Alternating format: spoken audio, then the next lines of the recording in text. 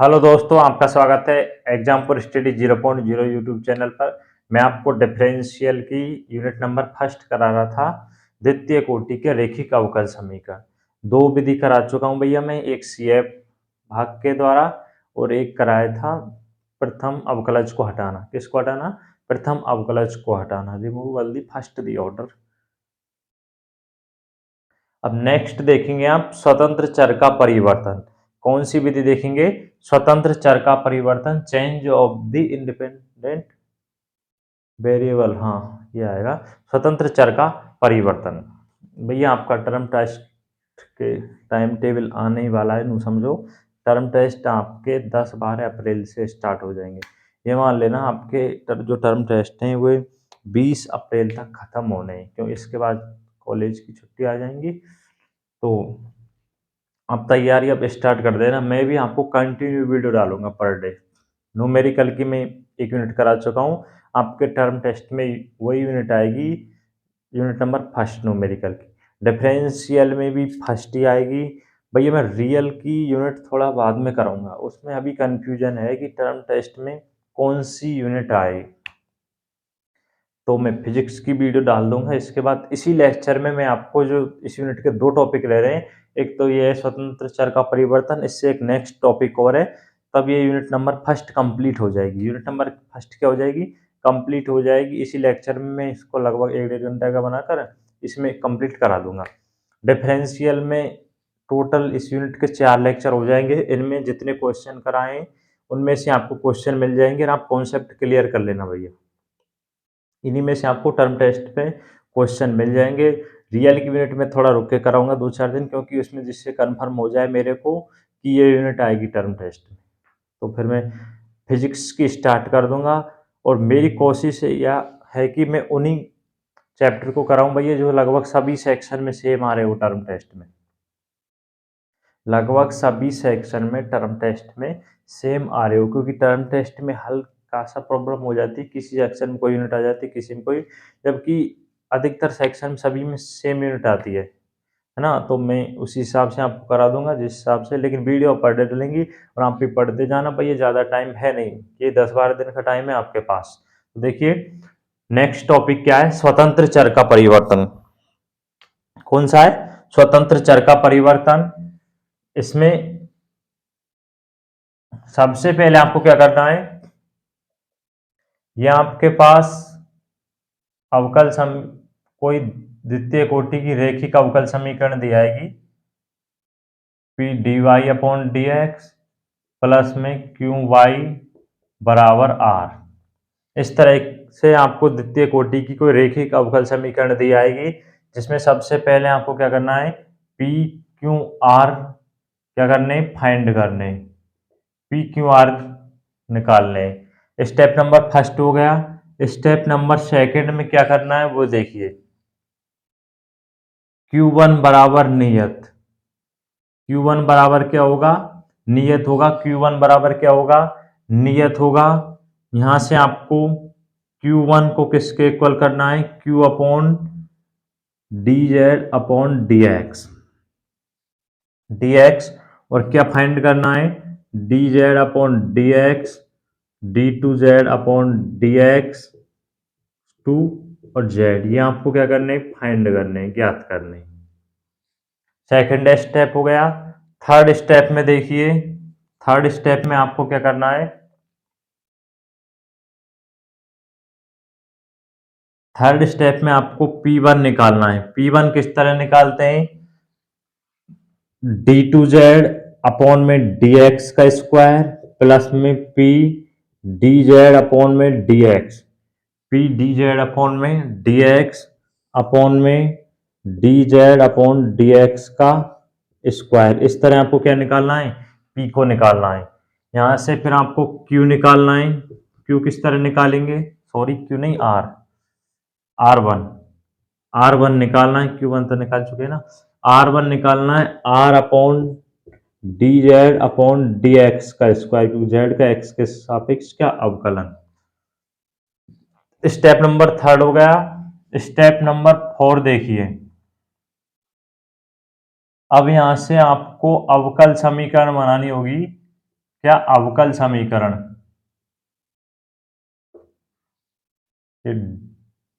D Y upon D x plus में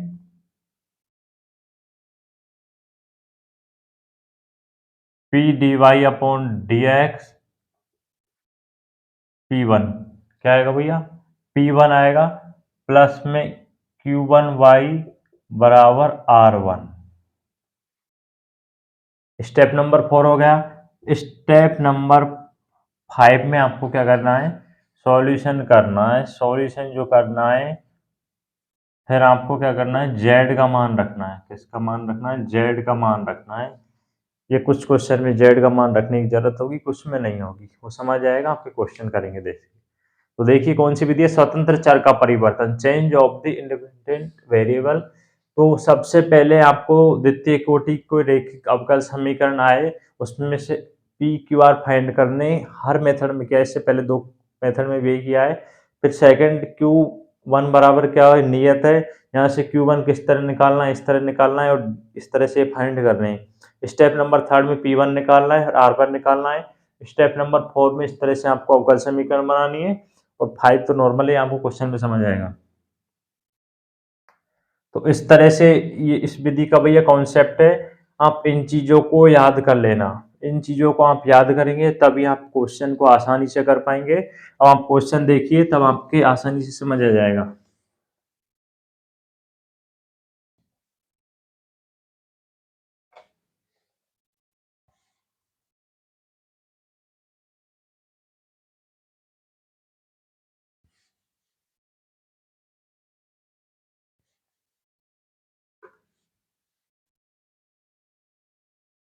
देखिए इस मेथड पर क्वेश्चन देखिए।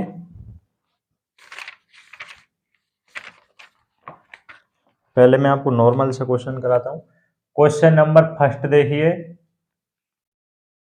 x की power 6 D square Y upon में डी एक्स का स्क्वायर प्लस में 3x की पावर 5 डी वाई अपॉन में डी एक्स प्लस में ए स्क्वायर वाई बराबर में 1 अपॉन में एक्स स्क्वायर, 1 अपॉन में एक्स स्क्वायर। तो देखिए सबसे पहले ये आपके पास कोई इक्वेशन है, इसको आपको क्या करना है, सॉल्व करना है। क्वेश्चन में लिखा आएगा कि सॉल्व कीजिए। तो सबसे पहले देखिए इसको रैखिक अवकल समीकरण है द्वितीय कोटि की। सबसे पहले इसको उस रूप में बनाइए, क्योंकि ये इसका गुणांक है तो इसे डिवाइड करेंगे। डी स्क्वायर वाई अपॉन में डी एक्स का स्क्वायर प्लस में 3 अपॉन एक्स हो जाएगा ना, D Y upon D x plus में ए स्क्वायर वाई अपॉन में एक्स की पावर 6 बराबर 1 अपॉन एक्स की पावर 8। इसको इक्वेशन नंबर 1 मानना। इक्वेशन नंबर क्या हो जाएगी, 1 हो जाएगी। भैया ये हट रहा है, इसको कल अच्छे से कराऊंगा। एक्स की पावर क्या हो जाएगी, 8 हो जाएगी। यहाँ से p बराबर देखिए 3 अपॉन एक्स, क्यू बराबर ए स्क्वायर अपॉन एक्स की पावर 6, आर बराबर 1 अपॉन एक्स की पावर 8। एक्स की पावर क्या हो जाएगा, 8 हो जाएगा।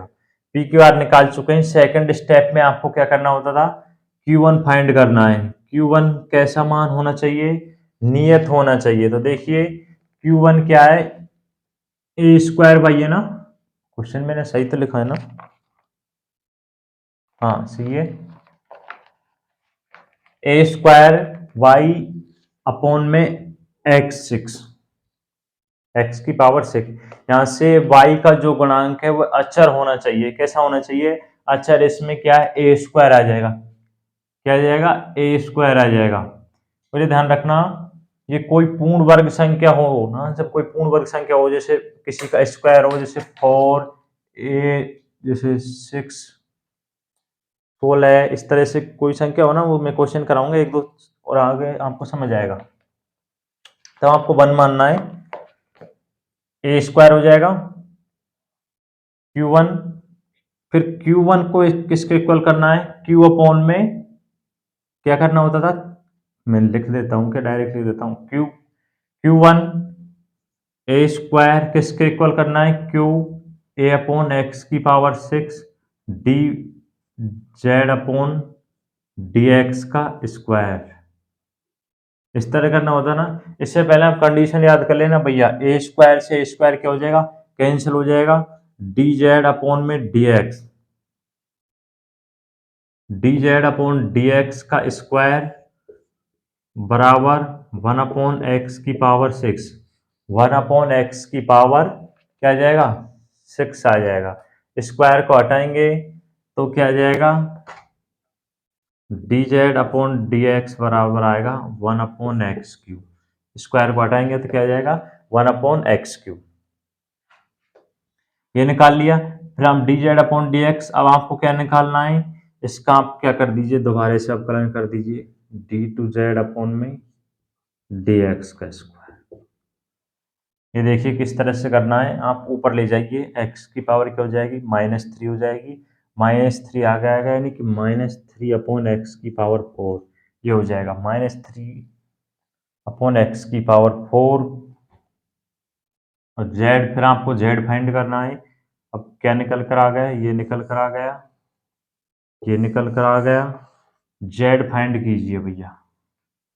जेड बराबर देखिए आपको क्या करना है, इसका इंटीग्रेशन करना है ना, डी जेड कर दूं या डायरेक्ट लिख दूं, integration 1 upon x cube D x. तो जेड बराबर आ जाएगा, इंटीग्रेशन कीजिए एक्स की पावर n+1 से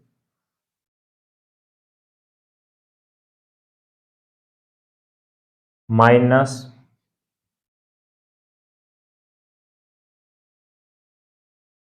1/2 एक्स स्क्वायर आएगा ना, देख लीजिए करके, एक्स क्यूब एक्स की पावर -3 है ना, -3 प्लस में 1, बिल्कुल सही, हाँ, -1/2 एक्स स्क्वायर आएगा। भैया ये हट रहा है थोड़ा, इसको कल से अच्छा कर दूंगा, आज आज आपको प्रॉब्लम आ सकती है, पीछे से हट गया है शायद, -1/2 एक्स स्क्वायर, -1/2 एक्स स्क्वायर, ये जेड का मान निकल कर आ गया, किसका मान निकल कर आ गया, जेड का मान निकल कर आ गया।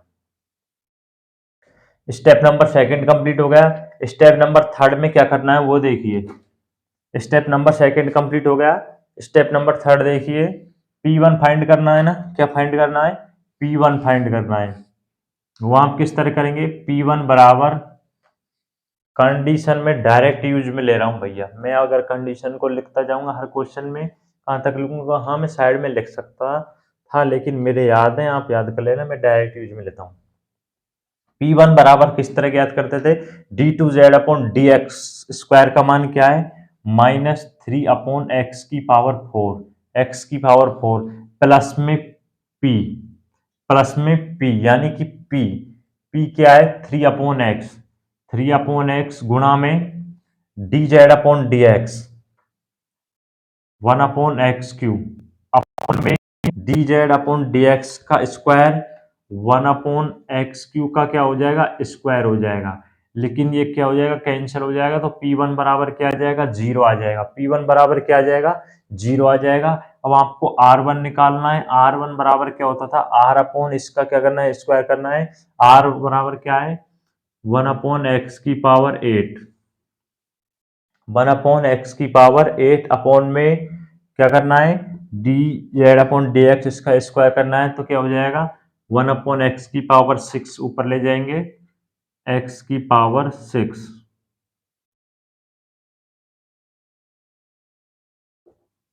तो 1 अपॉन एक्स स्क्वायर आ जाएगा, क्या आ जाएगा, 1 अपॉन एक्स स्क्वायर आ जाएगा, 1 अपॉन एक्स स्क्वायर, इसको आप ऐसे भी लिख सकते हैं, जेड बराबर -2, हाँ इसको आप ऐसे लिख सकते हैं, -2z लिख सकते हैं ना, R1 बराबर, क्योंकि 1 अपॉन एक्स स्क्वायर को हम z लिख सकते हैं, 1/2 एक्स, इसको माइनस ऊपर ले जाएंगे, तो R1 बराबर आ जाएगा -2z। इस तरह से आपको मान निकालने हैं। R1 बराबर क्या जाएगा, -2z आ जाएगा, P1 हो गया, R1 हो गया। अब आपको स्टेप नंबर थर्ड कंप्लीट हो गया। स्टेप नंबर 4 में क्या करना होता था, अवकल समीकरण, अवकल समीकरण क्वेश्चन को भैया अच्छे से समझ लेना, बहुत धीरे धीरे करा रहा हूँ आपको, इससे आगे के क्वेश्चन तभी आपके समझ आएंगे। डी स्क्वायर वाई अपॉन में डी एक्स का स्क्वायर प्लस में P D Y upon D X, zero D Y upon D x plus में Q1, Q1 का मान क्या है, ए स्क्वायर, नियतांक क्या है ए स्क्वायर वाई बराबर R1 माइनस क्या है -2z, क्या है भैया -2z, -2z। अब इसको सॉल्व कीजिए, D square Y upon D x का स्क्वायर प्लस में ए स्क्वायर वाई बराबर -2z, क्या है -2z। ये ध्यान रखना, यदि मैं इसको d अपॉन डी एक्स को d लिख दूं तो डी स्क्वायर प्लस में ए स्क्वायर, यहाँ से वाई कॉमन आ जाएगा बराबर -2z। वही आपको सी एफ और पी आई निकालने हैं भैया, मैं वो एक स्टेप उसमें बताना भूल गया था कि सी एफ और सॉल्यूशन करेंगे तो C F plus P I इस तरह आपको करना है। तो यहाँ से आप सहायक समीकरण बनाइए, एम स्क्वायर प्लस ए स्क्वायर बराबर में 0, तो m बराबर आएगा प्लस माइनस ए, m बराबर क्या आएगा प्लस माइनस ए। यहाँ से आप सी एफ निकालिए, इस तरह मैंने बताया ना था, alpha plus minus iota B, ये सी एफ निकालने की जो विधिया है वहाँ पढ़ लेना भैया, थर्ड सेमेस्टर की थर्ड यूनिट से स्टार्टिंग में कराई फर्स्ट लेक्चर में। सी एफ बराबर किस तरह करना है देख बता देता हूँ, इस रूप में हो तो e की power alpha x C1 cos beta x plus में C2 साइन बीटा एक्स, मैं बता देता हूँ ना, इस तरह करना है। इसमें अल्फा की जगह 0 है तो सी एफ बराबर डायरेक्ट ले देता हूँ, e की पावर 0 तो 1 हो जाएगा C1 cos A x plus में C2 साइन ए एक्स, C2 क्या आ जाएगा साइन ए एक्स आ जाएगा, सी एफ बराबर ये मान निकल कर आ जाएगा C2 साइन ए एक्स आ जाएगा। अब सी एफ निकल गया, अब आपको क्या निकालना है पी आई निकालना है, क्या निकालना है भैया पी आई निकालना है। पी आई किस तरह निकालेंगे वह देखिए, स्क्रीनशॉट ले लेना।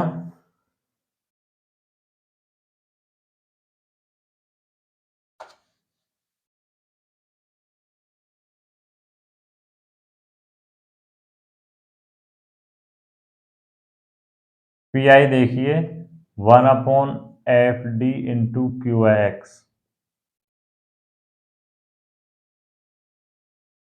पी आई बराबर 1/FD डी स्क्वायर प्लस में A square -2z, Q x क्या है -2z है ना, -2z, तो इसको सॉल्व कीजिए, -2z, -2 को तो आप आगे ले आइए, -2, इसमें से यदि ए स्क्वायर कॉमन आ जाए तो 1 प्लस में D square upon a square Z. अब इसको भी आप ऊपर ले जाइए, -2 upon a square 1 plus D square A square की पावर -1, ए स्क्वायर की पावर -1, -2, वही कल मैंने बताया था फर्स्ट सेकंड लेक्चर में कि इस तरह से प्रसार हो Z1, तो उस प्रसार को किस तरह खोलेंगे आप, -2 upon a square 1 minus d square upon a square, क्योंकि 1 तक ये तो अगर स्क्वायर तक होता तो एक स्टेप तक और खोल लेते हैं, आप ये तक खोलिए Z। अब इसको सॉल्व कीजिए, -2 अपॉन ए स्क्वायर जेड आ जाएगा, साथ में गुणा कर रहा हूँ जेड, इसका अंदर गुणा करेंगे। अब ध्यान रखना ये जेड का एक बार अवकलन होगा तो 1 आ जाएगा, दोबारा करेंगे तो क्या आ जाएगा 0 आ जाएगा। तो पी आई भैया आपका क्या निकल कर आएगा -2 ए स्क्वायर अपॉन जेड, -2a² तो y बराबर सी एफ प्लस में पी आई, ये आपका फाइनल आंसर होगा। y बराबर सी एफ क्या है, C1 cos ax plus C2 sin ax, sin ax plus में पी आई क्या है, -2a/a²z। अब ध्यान दीजिए z बराबर, हो मिटा दिया ना, z बराबर आया था -1/2x² है ना, ये निकल कर आया था। तो 2 से 2 क्या हो जाएगा, कैंसिल हो जाएगा, 2 से 2 क्या हो जाएगा, कैंसिल हो जाएगा, और ये क्या हो जाएगा, प्लस हो जाएगा। तो y बराबर C1 cos ax प्लस में C2 sin ax प्लस में 1/a²x², ये आपका फाइनल आंसर होगा भैया। इस तरह आप इस क्वेश्चन को सॉल्व कर सकते हैं।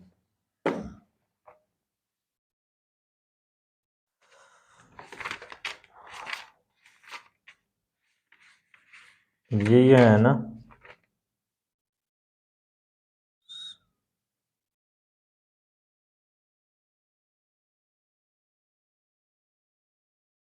हाँ इसकी जगह आप जेड आएगा भाई, ये ध्यान रखना बस, ये गलती कर, साइन a²x², इसकी जगह जेड आएगा ना, यहाँ जेड, एक्स की जगह क्या आएगा, जेड, क्योंकि अब जब Q1 मानेंगे, Q1 नियत मानेंगे जेड के लिए, तो यहाँ से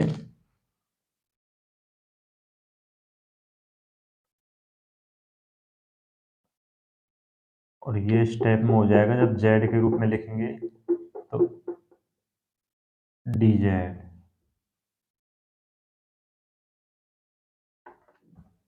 इस तरह से आप चेंज कर लेना बस, और कुछ नहीं है, बाकी का वही प्रेशर, एक्स की जगह आप जेड रख लेना बस, जेड यहाँ आएगा तो 2x² हो जाएगा, 2x², ये आपका क्या हो जाएगा, फाइनल आंसर हो जाएगा।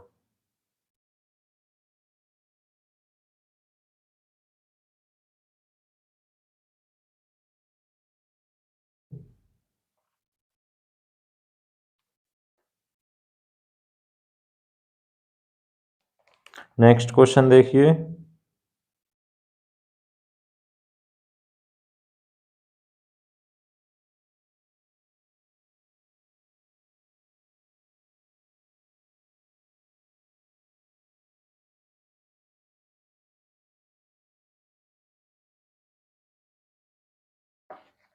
नेक्स्ट क्वेश्चन देखिए,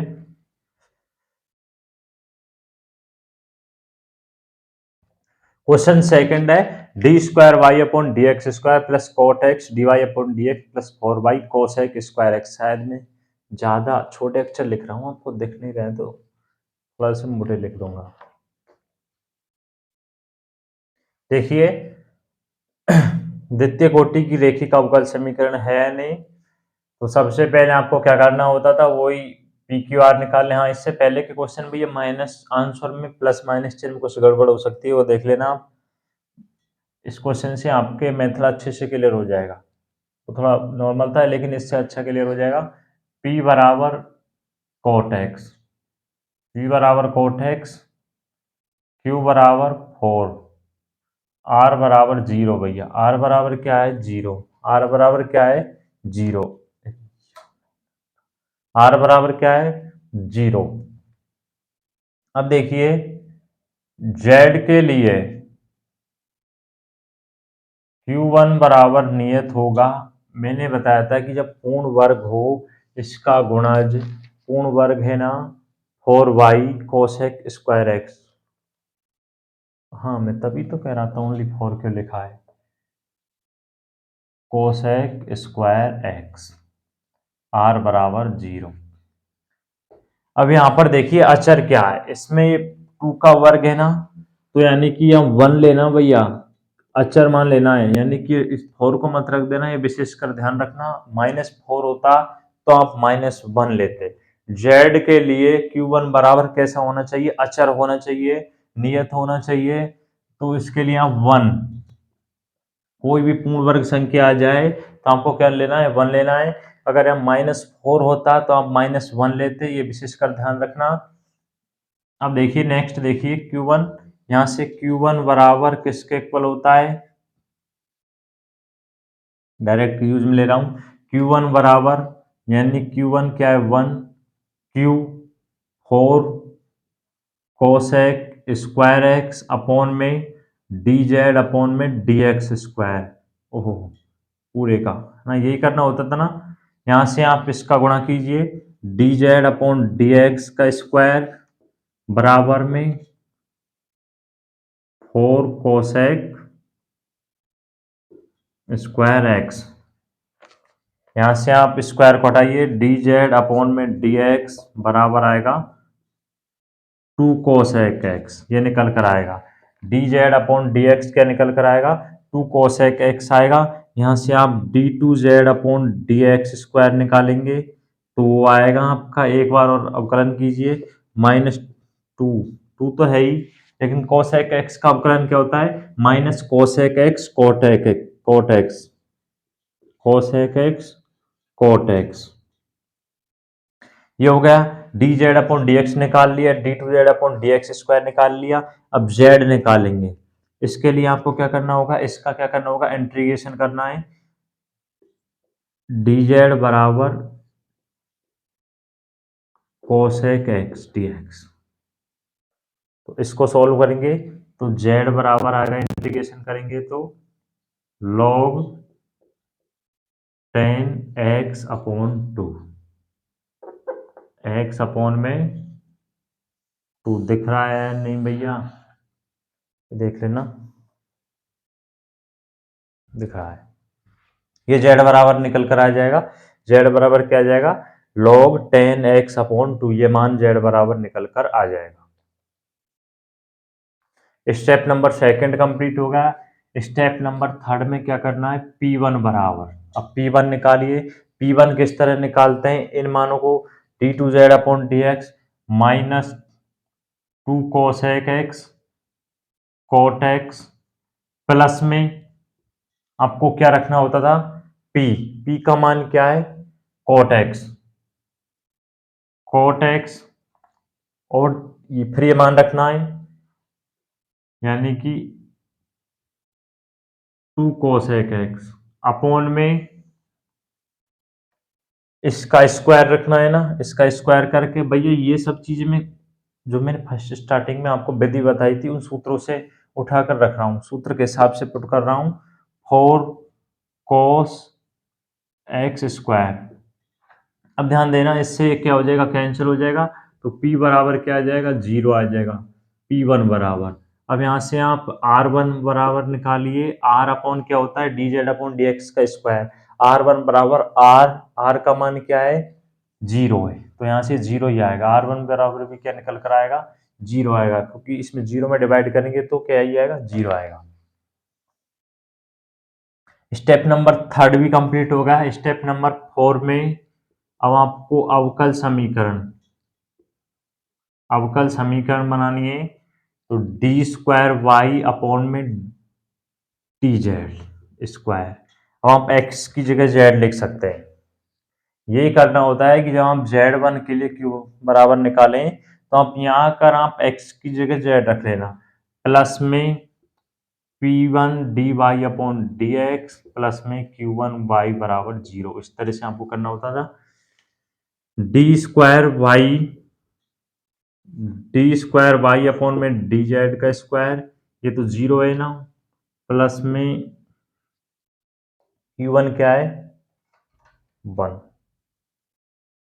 y बराबर में 0।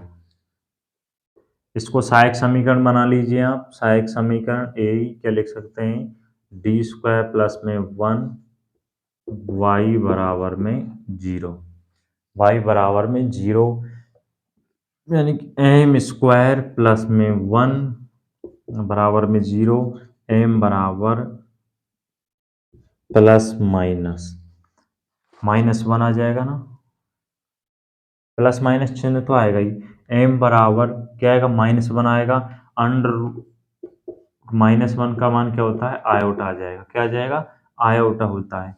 तो यहाँ क्या आ जाएगा, आयोटा आ जाएगा। इसको मैं इस तरह लिख दूं क्योंकि सी एफ का जो सूत्र बनाना है, ये सी एफ निकालने की वही विधि बन गई एल्फा प्लस में आयोटा बीटा। तो यहाँ से सी एफ निकल कर आएगा C1 cos x प्लस में C2 sin x। ये आपका सी एफ निकल कर आएगा, सी एफ बराबर C1 cos x प्लस में C2 sin x। अब ये सूत्र आप याद रखना भाई, अब मैं इनको भी साथ में बता रहा हूँ, वैसे आप वो याद कर लेना। अगर आपके नहीं समझ आ रहा हो तो फर्स्ट, मैं बार बार बता रहा हूँ कि यूनिट नंबर 3 के फर्स्ट लेक्चर में देख लेना सी एफ निकालने के। अब पी आई निकालिए, पी आई किस तरह निकालना है, 1/FD/QX, पी आई बराबर में 1/FD इंटू में QX, 1/D² प्लस 1, Q क्या है, QX,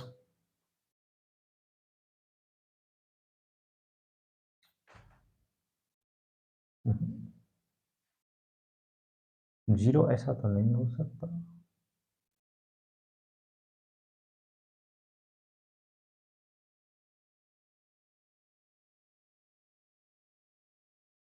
हाँ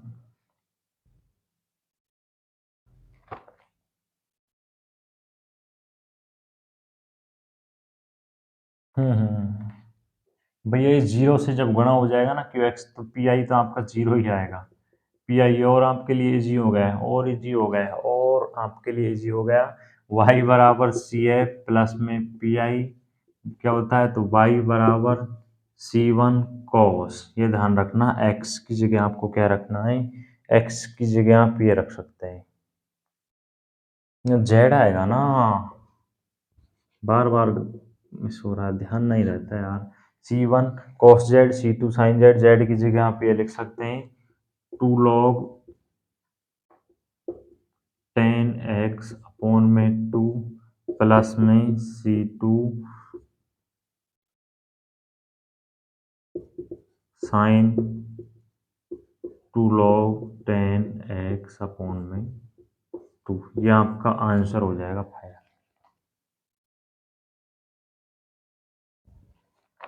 इस तरह से आप इस क्वेश्चन को सॉल्व कर सकते हैं। दोबारा से देखिए, ये P1 P क्यू आ रही है तो आपको निकालनी है। फिर Z1 के लिए Q1 बराबर 1 नियत मान होना चाहिए। तो ये नियत देख लीजिए, कोई पूर्ण वर्ग संख्या है तो आप यहाँ पर 4 मत रखना, उसका 1 रखना, क्योंकि 1 आएगा। तो नियत मान देखना है, अगर -4 होता तो आप -1 लेते। फिर इस तरह से आप इसको सॉल्व करते जाना। फिर मैं स्टेप नंबर 3 में इस तरह से कैलकुलेट करना P1 और R1, और ये अवकल समीकरण में रखना, यहाँ से CF निकालना। पी आई आपका 0 आएगा, क्योंकि यू का मान क्या है, 0 है, तो गुणा करेंगे तो 0 हो जाएगा। इस तरह से आप निकालते हैं। लास्ट में आपको y बराबर C F plus P I करना होता था, वही आप जो आपने 3rd सेमेस्टर में पढ़ा है मेरे हिसाब से, तो वही है, सिर्फ आपको इंटीग्रेशन आना चाहिए और कुछ विधियां हैं, उन हिसाब से आपको समीकरण में सॉल्व करना है। नेक्स्ट क्वेश्चन देखिए, इसी विधि पर एक क्वेश्चन और देख लीजिए, जिससे आपके और अच्छे से क्लियर हो जाए भैया। और टर्म टेस्ट में से इनमें क्वेश्चन आ जाएगा, मैं क्वेश्चन ही उस हिसाब से करा रहा हूँ आपको, अधिकतर एग्जाम्पल करा रहा हूँ। इससे पहले के 3 लेक्चर में 7-8 क्वेश्चन, शायद 3-5-6 क्वेश्चन कराए, लेकिन इनमें से क्वेश्चन आ जाएंगे। और भैया मेरे हिसाब से तो कोई और क्वेश्चन आ जाए तो भी प्रॉब्लम नहीं आनी चाहिए, क्योंकि आपको करना तो वही है ना, बार बार आप प्रैक्टिस करते हैं तो आपको बहुत ईजी लगने लग जाती है। नेक्स्ट क्वेश्चन देखिए, क्वेश्चन नंबर 3 देखिए, इसी बेस पर x² अपॉन में dx का स्क्वायर प्लस -dy/dx -4x³ बराबर में 4x³ sin x का स्क्वायर। sin x का क्या है, स्क्वायर। सॉल्व कीजिए, उससे पहले द्वितीय कोटि की रेखिक अवकल समीकरण बनाना है। यहाँ से x का क्या हो जाएगा, डिवाइड हो जाएगा, तब यहाँ p क्यू आर निकाल पाएंगे ना। d²y/dx का स्क्वायर -1/x -4x² y बराबर में 4x² साइन एक्स स्क्वायर, क्योंकि एक एक्स से एक एक्स क्या हो जाएगा, कैंसिल हो जाएगा। क्वेश्चन और देख लेता हूँ एक बार, 4x की साइन एक्स सही है। p बराबर देखिए -1/x हो जाएगा, q बराबर -4x² हो जाएगा,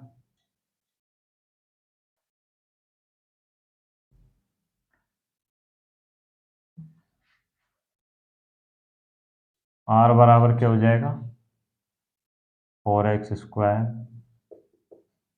साइन x²।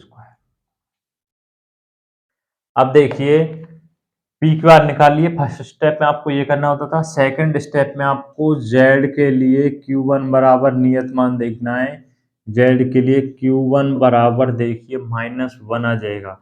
एक्स स्क्वायर का गुणांक क्या है, 4 है, 4 क्या पूर्ण वर्ग संख्या है, 2 का क्या है वर्ग है, तो यहाँ 4 नहीं, यहाँ पर -1 रखना, ये ध्यान रखना विशेष का, कहीं आप गलती कर दें क्वेश्चन में, नियत मान एक्स स्क्वायर का गुणांक 4 रख दें, डायरेक्ट टू टू रख दें, ऐसे कुछ भी आए इस तरह से नहीं रखना, 2 की जगह तो 2 ही आ जाएगा फिर,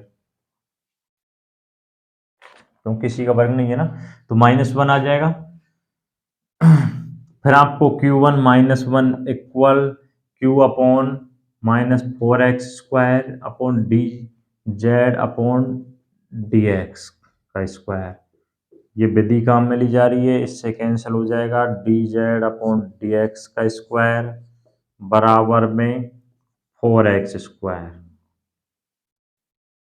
इससे यहाँ से सॉल्व कीजिए तो डी जेड अपॉन में डी एक्स बराबर आएगा 2x, स्क्वायर हटाएंगे तो क्या आ जाएगा 2x आ जाएगा यहाँ से मान।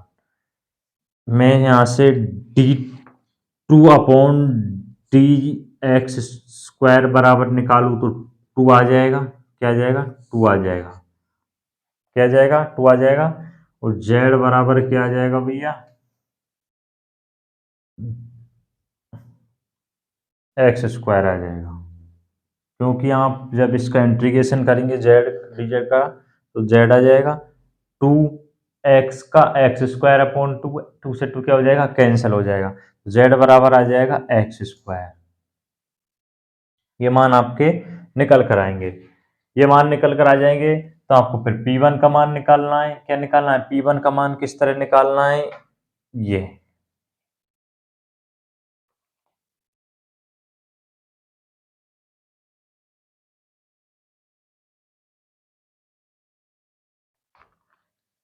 बिल्कुल 2 प्लस में p का मान क्या है -1/x, फिर D Z upon D x into 2x upon में स्क्वायर 4x का स्क्वायर, लेकिन देखिए 2x से x क्या हो जाएगा कैंसिल, +2 -2 0, तो P1 बराबर 0। भैया अधिकतर क्वेश्चन में ध्यान रखना ये P1 है ना, 0 ही आएगी। फिर आप R1 निकालेंगे तो R अपॉन 4x का स्क्वायर साइन x का स्क्वायर अपॉन में d Z upon D x का स्क्वायर,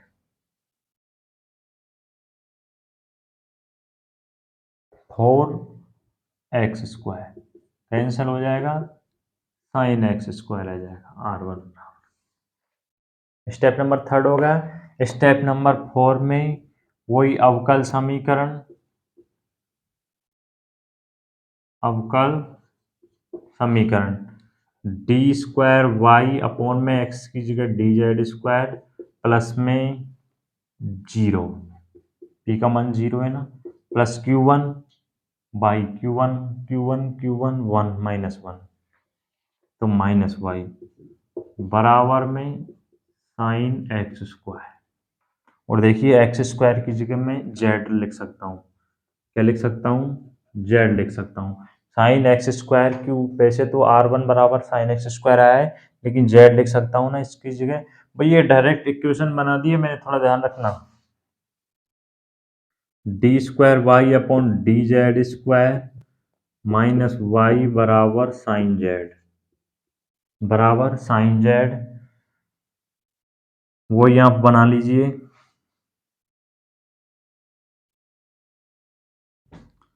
d स्क्वायर में वाई भी रख देता हूँ बाहर, -1 डी स्क्वायर -1 वाई बराबर साइन जेड। सहायक समीकरण, क्योंकि आपको सी एफ का मान निकालना है, एम स्क्वायर -1 बराबर में 0, तो एम बराबर आ जाएगा 1, तो यानी कि प्लस माइनस एम बराबर 1। यदि दो मान आ रहे हो तो आपको सी एफ किस तरह निकालना होता है, C1 ई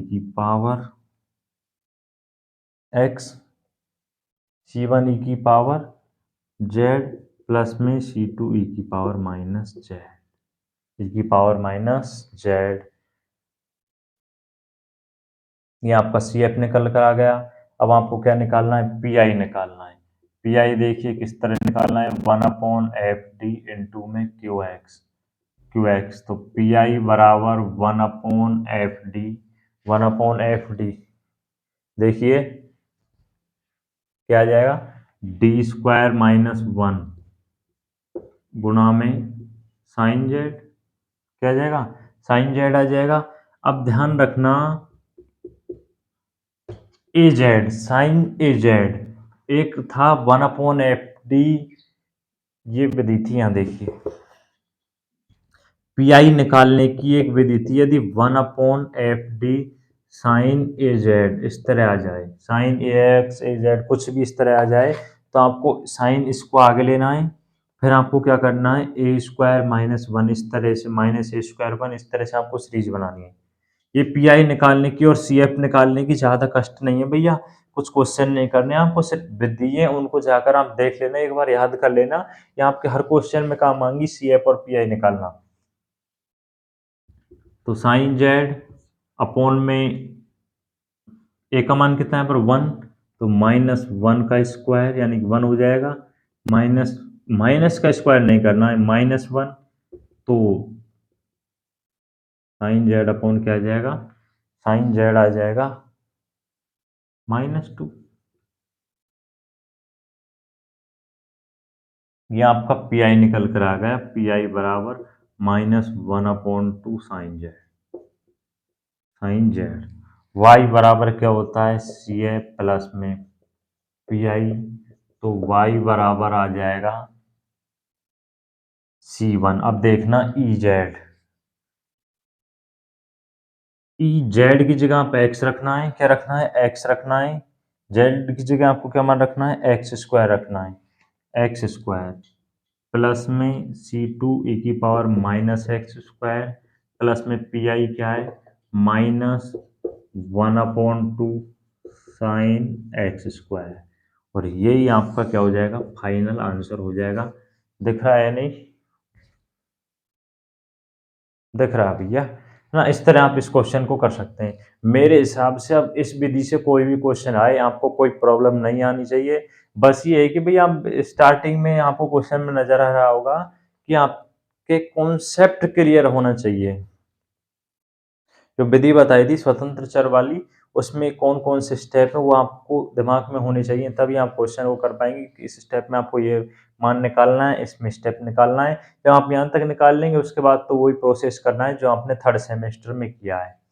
अब नेक्स्ट विधि देखिए, एक विधि और बची है, वो और कंप्लीट करा दो जिससे आपकी यूनिट नंबर फर्स्ट कंप्लीट हो जाए, क्योंकि टर्म टेस्ट भैया पास में ही है।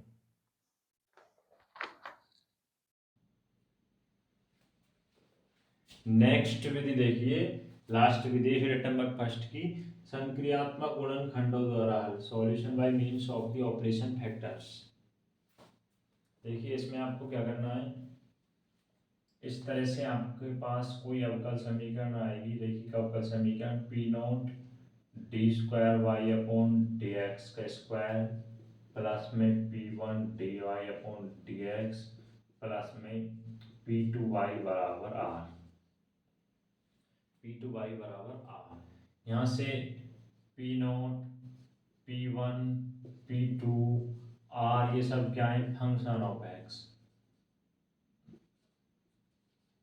फंक्शन ऑफ x के क्या है, फलन है।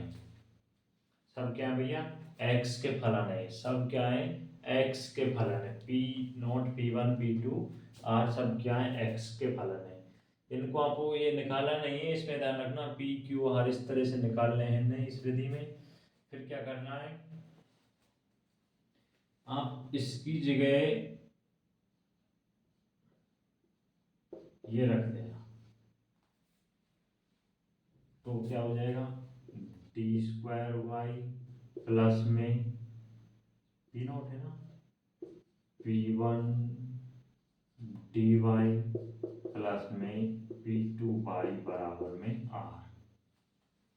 यहाँ से इसमें से वाई कॉमन लेंगे, P naught D square plus में पी वन डी प्लस में पी टू वाई बराबर आर। इस पूरी इक्वेशन को आप ये मान लेना एफ डी, माना ये एफ डी के इक्वल है, वाई बराबर आर। क्या हो जाएगा, इसके भी दो भाग हो जाएंगे जब एफ डी वन और F D two, F D one और एफ डी टू। अब आगे देखना, मैं यहाँ से एफ डी टू को किसके इक्वल मान लूँ, यदि एफ डी टू को किसके इक्वल मान लूँ, वी के इक्वल मान लूँ, वी के इक्वल मान लूँ, तो आप इस इक्वेशन में इसकी जगह रख देना एफ डी वन वी बराबर आर। इस तरह से आपको सॉल्व करना है, लेकिन आप इससे थोड़ा आपका अटपटा सा लग रहा होगा, आप क्वेश्चन करेंगे ना तब आपके आसानी से समझ आएगी कि बहुत ईजी विधि है।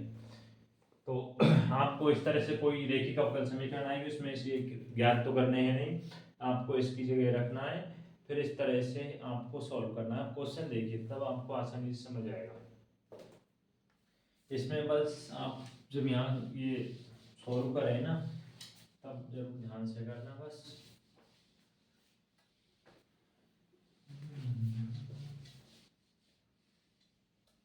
भैया आप वीडियो को देख लिया करो अभी से ही, तभी जाकर होगा आपका टर्म टेस्ट आपके आगे टाइम टेबल आ गए। ये मानो आपकी होम असाइनमेंट की कॉपी 2 से लेकर 4 तक मिलेंगी, सभी होम असाइनमेंट की कॉपी ले जाना भैया, और अपना आईडी कार्ड साथ में लाना।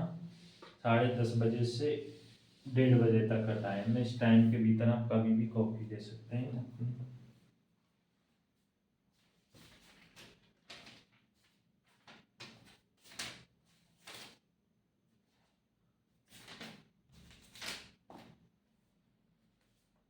एक्स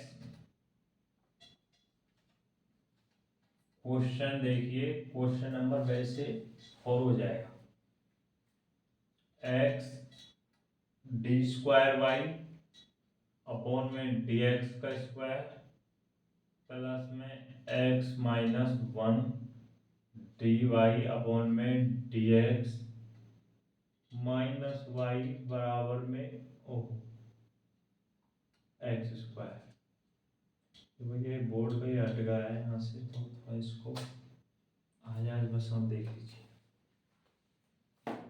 ये ध्यान रखना भैया, मैं कुछ एग्जांपल्स छोड़ देता हूँ, कुछ करा देता हूँ। अगर किसी भाई को किसी भी एग्जांपल में कोई प्रॉब्लम हो ना तो मेरे को आप मैसेज कर देना, मैं उसका सॉल्यूशन डाल दूंगा आपको व्हाट्सएप पर, क्योंकि मैं सारे क्वेश्चन कराऊंगा तो 1 यूनिट के लगभग 10-12 लेक्चर हो जाएंगे, 1-1 घंटे के हिसाब से अच्छे से कराऊंगा ना सभी क्वेश्चन, तो फिर आप ज़्यादा रुचि लेंगे भी नहीं। तो इससे बढ़िया है कि मैं साथ में आपको वही मोस्ट क्वेश्चंस करा देता हूँ जो आपके एग्जाम के लिए मोस्ट है, और आपके साथ में कॉन्सेप्ट क्लियर हो जाता है, तो कोई भी क्वेश्चन आ जाए आपको प्रॉब्लम नहीं आनी चाहिए।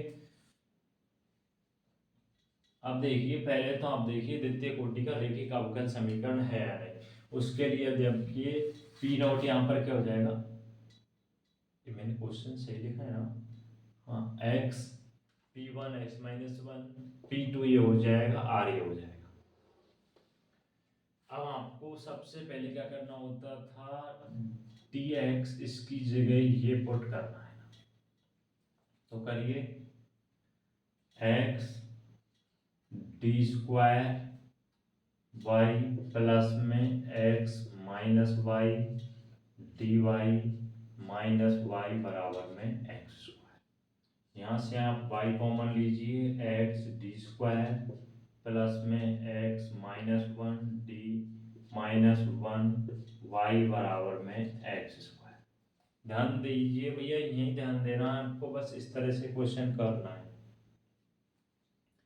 हाँ एक चीज और ध्यान रखना, वो जो इससे पहले की जो विधि है ना उससे क्वेश्चन पक्का आएगा एग्जाम में। इससे पहले स्वतंत्र चर वाली विधि है उससे एक क्वेश्चन पक्का आएगा, और वो अधिकतर उनके लिए जाती है यूज में जिनमें y का इस मान का जो गुणांक है एक्स स्क्वायर एक्स फोर इस तरह आपको दिख जाए ना, तो उन क्वेश्चन में ये विधि काम में ली जाती है। कौन सी? स्वतंत्र चर वाली विधि। में ध्यान नहीं रहा है स्टार्टिंग में मैंने बताना, अब माइंड में आ रहा है तो मैंने आपको ये बता दिया है कि उससे क्वेश्चन भी पक्का है, और उसकी एक पहचान हो रहा है कि इस विधि से क्वेश्चन हो रहा है जो y का जो गुणांक है वो एक्स स्क्वायर एक्स की पावर फोर इस तरह रूप में आएगा।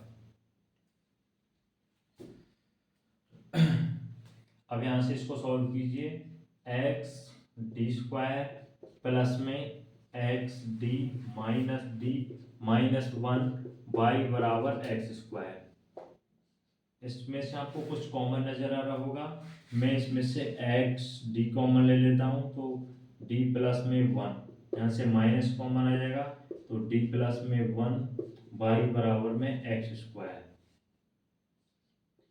तो ये x D minus one D plus में वन बाई बराबर में एक्स स्क्वायर, बाई बराबर में एक्स स्क्वायर। इसको आप इक्वेशन नंबर वन मान लेना। अब देखना मैं जो डी प्लस वन बाई इसको मैं किसके इक्वल मान लूँ? बी के इक्वल मान लूँ। किसके इक्वल मान लूँ? बी के इक्वल मान लूँ तो इक्वेशन नंबर सेकंड हो जाएगी। तो मैं इसमें इसकी क्या रख सकता हूँ? ऐसे रख सकता हूँ x D minus one b by equation number second, equation number first में x D minus one b. आगे सॉल्व देखिए, एक्स डी को वही d upon D x b minus b बराबर में एक्स स्क्वायर आ जाएगा। क्या जाएगा? एक्स स्क्वायर आ जाएगा। यहाँ से अब आप देखिए इसको वही सॉल्व कीजिए आगे, D B upon D X minus one upon X B बराबर एक्स। यहाँ से प्रथम घात और प्रथम कोटि की समीकरण बन रही है ना, तो रैखिक अवकल समीकरण बन रही है। तो इससे आप एंट्री आगे सॉल्व करना है ना, तो समाकलन गुणांक निकालिए। किस तरह निकालते हैं? e की पावर पी डी एक्स यानी कि माइनस वन अपॉन एक्स का D x, one upon x का क्या होगा? Log x. क्या होगा? Log x. क्या होगा? Log x. पहले मैं कर ही देता हूँ ना जिससे आपको दिक्कत ना आए। माइनस लॉग एक्स हो जाएगा भैया ई बेस पर क्या हो जाएगा? लॉग एक्स एक्स की पावर माइनस वन यानी कि वन अपॉन एक्स आ जाएगा। वाई इंटू यानी कि बी इंटू समाकलन गुणांक बराबर इंटीग्रेशन क्यू इंटू समाकलन गुणांक डी एक्स प्लस में सी वन। तो यहाँ से b समाकलन गुणांक वन अपॉन एक्स बराबर इंटीग्रेशन q क्या है? x one upon x D x plus में सी वन, एक्स से एक्स कैंसिल हो जाएगा, b अप एक्स बराबर इंटीग्रेशन x प्लस में सी वन, एक्स प्लस में क्या आ जाएगा? सी वन आ जाएगा। यहाँ से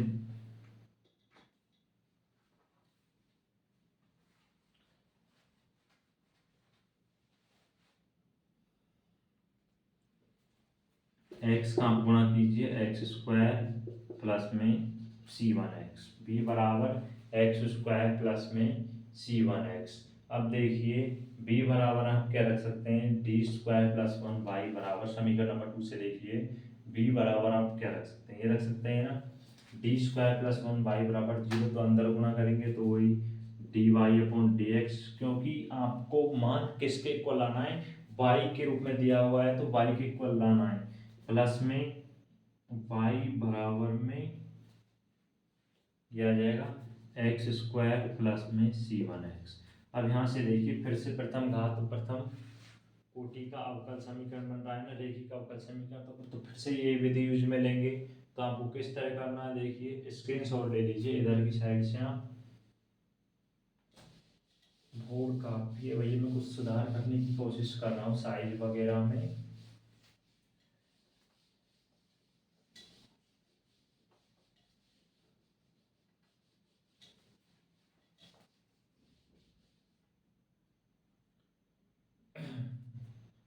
से रखेंगे ना तो आप समाकलन गुणांक निकालिए भैया। समाकलन गुणांक निकालेंगे e की पावर dx, यहाँ से आपका ex निकल कर आएगा। क्या निकल कर आएगा? ex निकल कर आएगा। फिर y इंटू समाकलन गुणांक e की पावर x, क्यू क्या है?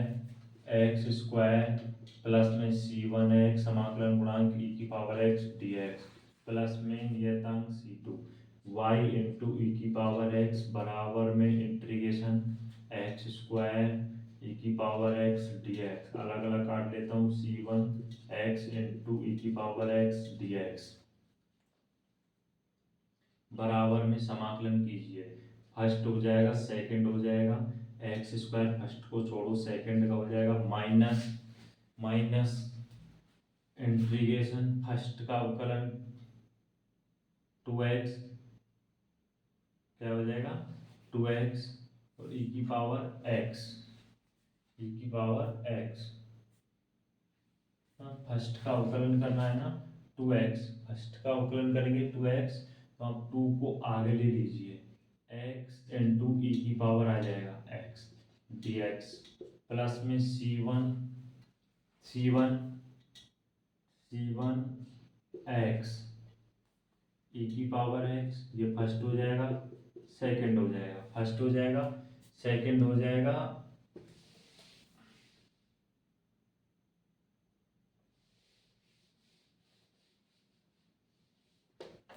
प्लस में देखिए समाकलन करना होता है ना, x ई की पावर x प्लस में यहाँ से माइनस ई की पावर x आ जाएगा प्लस में c2। अब कीजिए एक्स स्क्वायर ई की पावर x माइनस 2x ई की पावर x माइनस प्लस 2 ई की पावर x प्लस में c1 x ई की पावर x माइनस ई की पावर x प्लस में c2। y बराबर देखिए ई की पावर x का डिवाइड कर दीजिए, x square minus 2x plus में 2 प्लस में c1 x माइनस 1 प्लस में c2 ई की पावर माइनस x। आपको क्या करना है? इंटीग्रेशन करना है। y बराबर एक्स स्क्वायर माइनस 2 कॉमन आ जाएगा, x प्लस में 1 प्लस में c1 x माइनस 1 प्लस में c2 ई की पावर माइनस x। ये आपका क्या आ जाएगा? फाइनल आंसर आ जाएगा। इस विधि से आपको इस तरह से आपको क्वेश्चन को क्या करना है? सॉल्व करना है। स्टार्टिंग की तीनों विधियां आप अच्छे से कर लेना और इस विधि से देख लेना भैया। इनमें से आपको टर्म टेस्ट में क्वेश्चन मिल जाएंगे। इन क्वेश्चन में से मैंने क्वेश्चन कराया है और आपकी यूनिट नंबर फर्स्ट कंप्लीट हो गई है, सेमेस्टर एग्जाम के लिए भी और टर्म टेस्ट के लिए भी। जितने 4 टॉपिक हैं चारों को अच्छे से क्लियर करा दिया, आपका बेसिक क्लियर करवा दिया चारों का। आपको कोई भी क्वेश्चन आ जाए कोई प्रॉब्लम नहीं आनी चाहिए मेरे हिसाब से। वही आपको इंटीग्रेशन और कुछ विधियों के मेथड को अच्छे से याद रखना, कौन सी समीकरण वगैरह, तभी आप अच्छे से कर पाएंगे। और कोई क्वेश्चन आपसे नहीं हो तो आप मेरे को डाल देना व्हाट्सएप वगैरह पर, मैं आपको उसका सॉल्यूशन डाल दूंगा। तो आप भैया पढ़ें अच्छे से क्योंकि टर्म टेस्ट आने वाले हैं, और जिससे आपके टर्म टेस्ट अच्छे चल जाते हैं, ध्यान रखना। तो आपके सेमेस्टर एग्जाम में फिर आपको पास मार्किंग के लिए सिर्फ 2-3 नंबर की आवश्यकता होती है। तो आप अच्छे पढ़िए जिससे आपके टेस्ट अच्छे जाएँ, जिससे आपके सेमेस्टर भी अच्छे चले जाएँ। मैं अब आपको कंटिन्यू वीडियो डालूंगा पर डे। अब मैं शायद रियल की वीडियो ना डालूं क्योंकि रियल में मेरे को कंफर्म नहीं हो रहा अभी कौन सी यूनिट आएगी, तो इसके लिए मैं थोड़ा 2-4 दिन रुक लेता हूँ। मैं आपको फिजिक्स की वीडियो डाल दूंगा, अभी से डाल दूंगा।